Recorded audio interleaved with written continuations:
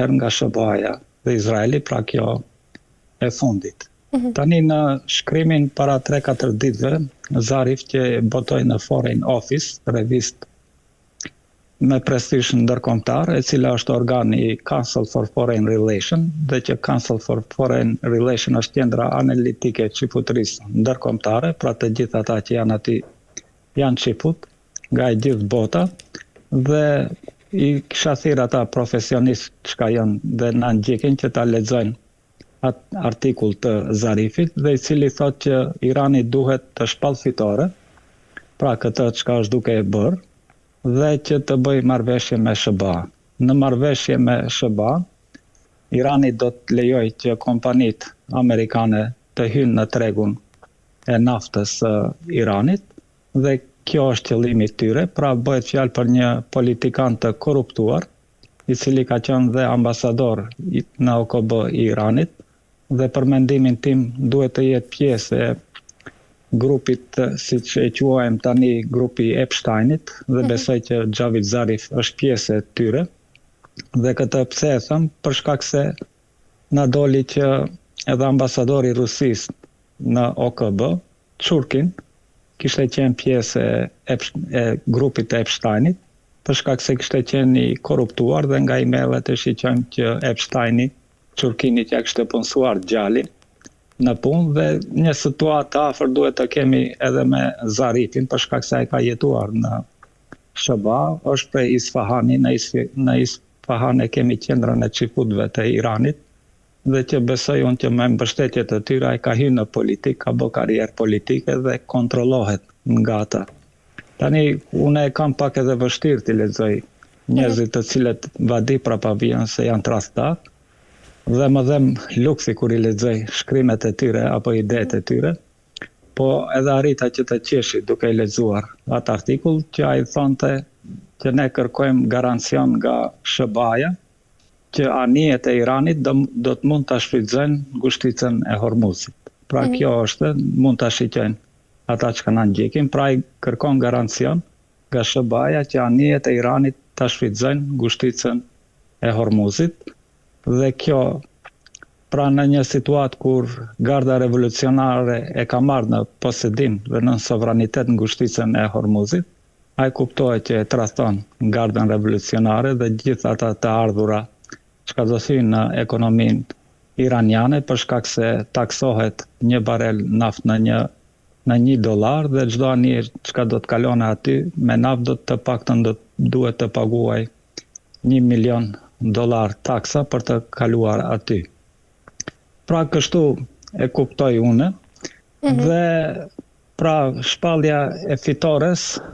është pjesë e planit të Zarifit, i cili don prej fillimit të kësaj lufte, pasi që e panë që ju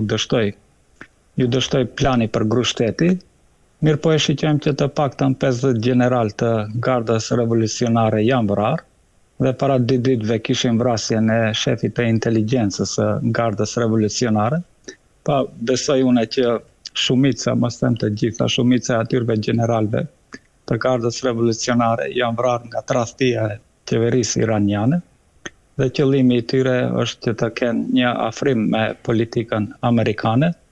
dhe gjithë Irani të bëhet pjesë e sferës perëndimore. Tani kur flasin ato për garancione që nuk do të sulmohet Irani më nga SBA-ja, janë qesharake, se si mund t'i besosh Izraelit që nuk do të sulmohet. Nuk ekzistojnë ashtu garancione. Garancioni vetëm është që të kesh ushtri të fortë, që ta neutralizosh armikun, dhe edhe këtë doja ta shtoj që po në atë shkrim, thuhet që Irani do ta dorëzojë të gjithë uraniumin nuklear, që e ka të pasuruar në 60%, dhe kuptohet sipas atij Irani do të prodhoj uranium deri në 3%. Pra bëhet fjalë për një kapitulim të qeverisë së Iranit, po këtu nuk nënkupton pushteti e Iranit, dhe brenda kësaj bisede do ta shpjegoj pak më gjerësisht se çka dua të them. Qartë, zëdovë nga ana tjetër për të rikthyer edhe tek ajo që ju thatë pra plani 10 pikësh i cili kërkon tërheqjen e forcave amerikane nga rajoni, një nga kërkesat më të forta kjo të Iranit. Dhe a mendoni se SHBA-t pra janë gati të braktisin ndikimin e tyre strategjik në lidhjen e mesme dhe nga ana tjetër kur në qendër të debatit është edhe kontrolli për ngushticën e Hormuzit, e cila ashtu si e thamë është arteria kryesore e naftës globale. Mendoni se rrezikon SHBA të humpas kontrollin mbi një nga pikat më të rëndësishme të botës? Unë besoj që SHBA-ja e ka hupat kontrol dhe nuk do të mund që ta kthej. Besoj që pushtetarët e Iranit do ta kuptojnë tradhtinë e qeverisë së tyre, mos them të gjithë qeverisë, po sidomos të diplomacisë së Iranit, dhe do të refuzojnë çdo mundësi që të ndahet pushteti dhe të tërhiqet sovraniteti i Iranit mbi ngushticën e Hormuzit. Besoj që Irani ka mundësi me Omanin të bëjë një marrëveshje bilaterale dhe që t'i rregullojnë mënyrën e taksimit të shfrytëzimit të ngushticës së Iranit. Pra, besoj që do të kemi një proces të ngatruar. Tani nëse e shiqojmë është kjo dita e 40 dhe ne nuk kemi asnjë shenjë nga lideri suprem Khamenei që është gjallë, për shkak se nuk e kemi dëgjuar as edhe zërin e tij. Mirë po ka mundësi që ai të jetë në të mbaj zi, pra për shkak se simbas edhe bingjeve të shiizmit ata mbajnë 40 ditë zi, nuk e di, nuk më kujtohet fjala shqipe si i thuajnë ndryshe zis, dhe ka mundësi që sot apo nesër të dilte në para kamerave ky lideri suprem, për shkak se atij u vra edhe babai edhe fëmijët edhe e gjithë familja, dhe nuk ka dalë për shkak se ka mbajt zi, dhe mund të riktheheshte në pushtet në kuptimin që do delte edhe para kamerave, dhe një ndër kërkesat e tij ishte edhe hakmarrja.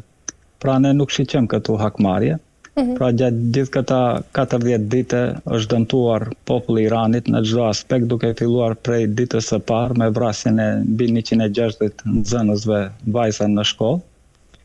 Dhe besoj që populli i Iranit është i revoltuar, po nëpërmjet spineve në mediume ata përpiqen që ta shpallin këtë fitore, që në fakt nuk mund të quhet fitore nëse armiku t'i ka shkatruar të gjithë arterjet e ekonomisë, ka bë masakrim të civilëve dhe të konsiderohet fitore kur nuk dihet se çfarë marrëveshje do të arrihen me Trump. Pra Trump thotë që plani 10 pikëshve është një bazë e mirë për fillimin e negociatave. Nuk do të thotë se i pranon ata 10 pikëshve. Dhe ai besoj që nuk do t'i kap pranone për shkak se ai tani përpiqet si të shputoj ka kjo situatë. Dhe kuptohet që Irani e tregoi forcën e tyre që është e gatshme që ta shkatroj Izraelin, e ka atë potencial. Tani ata kërkojnë që të ndalet lufta edhe në Liban, për shkak se kemi luftime të ashpra në Libanin një kohë.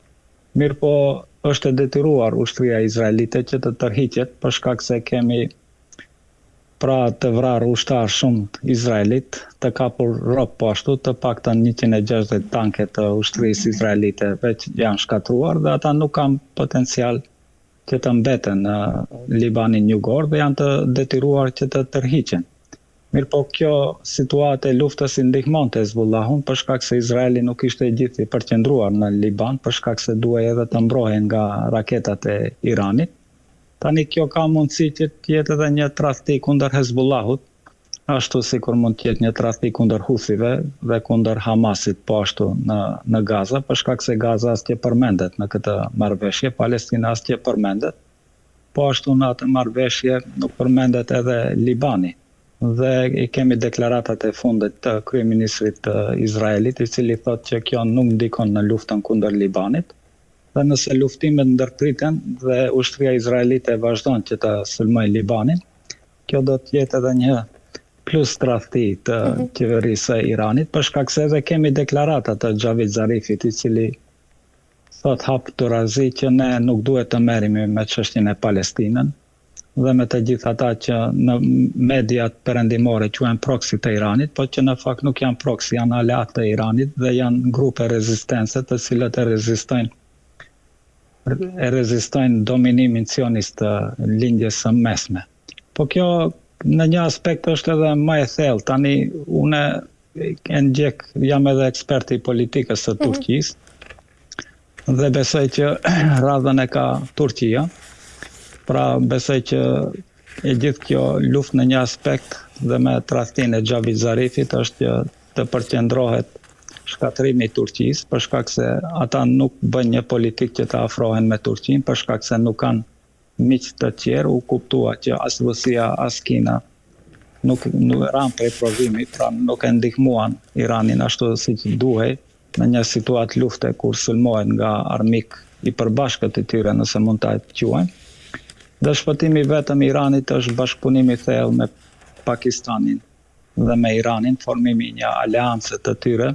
ku edhe do të kemë bombë atomike për shkak se Pakistani ka bombë atomike dhe është deterenca e bombës atomike vetëm ajo që mund ta ndaloj që perëndimi ta sulmojnë qoftë Turqinë, qoftë Pakistanin, qoftë Iranin.